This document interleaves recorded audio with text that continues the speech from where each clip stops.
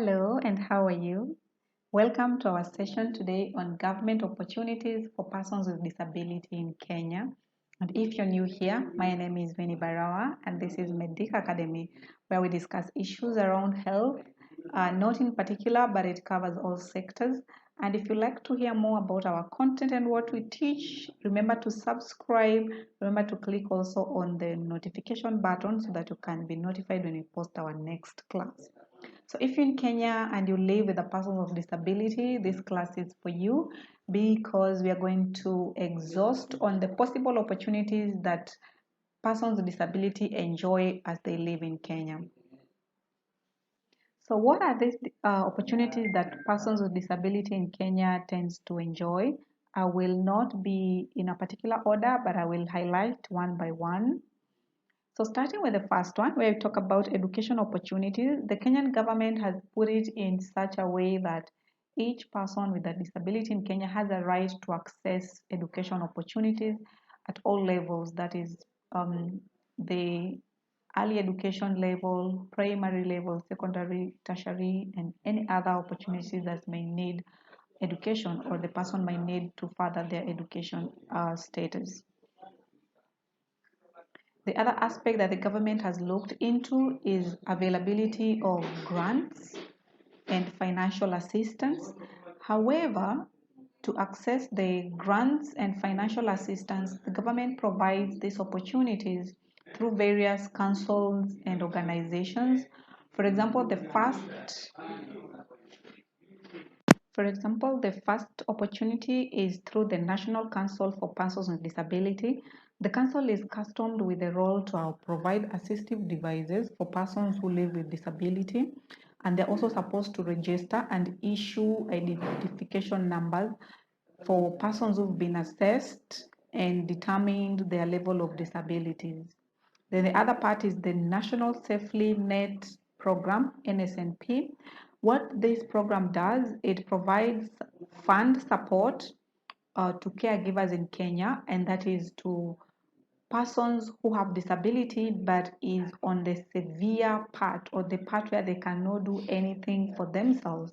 So the government provides estimately like $20 a month to these families and caregivers to help them like meet their monthly checkups, to be able to support their kitties and any material that they might need for the particular month. The government also has like grants for community and self-help groups in form of revolving fund, where they provide like revolving loans to these support help groups, and they're able to engage in economically or income generating activities as a sense of ensuring that the persons with disability can become self-reliant. And then the other assistance is in form of education assistance, where there are scholarships that are given for persons with disability and they can study at all different levels, primary, secondary, and university in form of scholarships. However, we're being told that these scholarships do not cater for a person when they are maybe seeking for PhD levels, but they provide all the way to master's level. And the last assistance that they can get from the government is infrastructure and equipment grants. For infrastructure and equipment grant, it targets institutions. For example, if you're a registered learning institution or you're a rehabilitation center and you need the government to help you like set up disability-friendly environment, buy equipment, the government can come up to support you in that. So there's infrastructure and equipment grants for such. And the other opportunity comes in form of community-based rehabilitation. Through community-based rehabilitation, it deals mostly with medical rehabilitation, whereby we are able to address issues around persons with disability, focusing, for example, forming of mainstreaming teams, medical assessment committees, assessment tools. You simply work with the community to guide them, like how do you report disability cases, how do we categorize the persons living with disability based on the types and causes. So it's a whole approach that looks into empowering the community so that they can understand more about disabilities. So it's a little bit different. And the other opportunities that persons with disability have comes in terms of legal advisory services. where within the arm of legal services in Kenya, there's a provision for professional legal services to persons with disability. And in this cadre, they look into advising how persons with disability can access legal services, how they are able to even defend themselves in court or present their cases in the presence of legal structures. The other aspect is job placements. So the Persons with Disability Councils, mostly they work with partners and they have this government portal where they can get opportunity access. For example, we have the placement from the National Council for Persons with Disability, which is a wing of government council that caters more for the issues around persons with disability. So if a person has a disability in Kenya, they can go there and register their details and they can be notified of government opportunities that they can register and apply for. And the last part of this slide is the tax exemptions. You realize that with persons of disability in Kenya, they have what we call income tax exemption, mostly when it comes to income as they earn monthly or annually. And it's being estimated that if a person earns a minimum of 50,000 per month or an annual income of 1.8 million, then they are given income tax exemptions. They do not have to pay for such. Also, when it comes to importation of assistive devices, they get exempted from such taxes. For instance, we have the car import tax, and then we have any other assistive devices that the person might be importing at that particular time. However, I need us to know when it comes to exemptions, there are requirements. Like you need to know there's certain requirement that the person needs.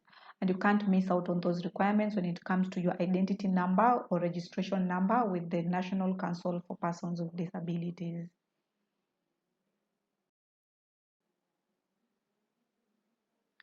And yes, we also got to have personal assistance. The government of Kenya provide a policy that the employer is supposed to bear cost for personal assistance in case they have employed a person with disability who will need a personal assistant. But in cases in public service where there's need for a language interpreter, they also provide that for the different opportunities that the person is employed on. So yeah, in cases where you find that there's a meeting and you're not having assistance, then you can ask for avenues of how to access such. So there's the aspect of having a personal assistant. For example, if you're looking at visual impairment or hearing impairment, some are provided with sign language interpreters, others are provided with personal assistant, because we need to ensure that we are able to be inclusive and be able to ensure that the environment is as comfortable as possible. And the other aspect is now how to access government procurement opportunities. So in Kenya, we call this Agpo. Agpo is a short form for access to government procurement opportunities. So what this Agpo rule says is that it provides 30% of all the government procurement opportunities to women, youth, and persons with disability. So, for example, if there are government opportunities like tenders or how to supply products to different parastatals or government units, then 30% of such should be provided to women, youth, and personnel with disability. However, like I've said, for you to have or to enjoy all these opportunities, there are certain requirements. And when they talk about these requirements for women, youth, and persons with disability, this category of persons are supposed to register on what we call e-citizen so that they're able to access the certificate that recognizes them as women, youth, or persons with disability. And from all this, we are being told the category of persons with disability are normally allocated 2% of the 30% set aside for the women, youth, and the PWs. So Kenya has so many opportunities. It's unfortunate that some of the population is not informed of such, but it's also good you take your time to study and understand which opportunity can apply and how you can take advantage of them. So like you've seen, it's widespread from personal assistance to Agpo to education grants and infrastructures and all that. And if you like to learn more about our work, remember to subscribe so that you can be able to, access our classes, our notes, participate in the sessions by commenting and liking or sharing also with your friends and other classmates. And also feel free to comment and let us know if the content is relevant or we should address other areas that are key. And yes, thank you so much for staying with us till the end, and see you in our next lesson. Bye bye.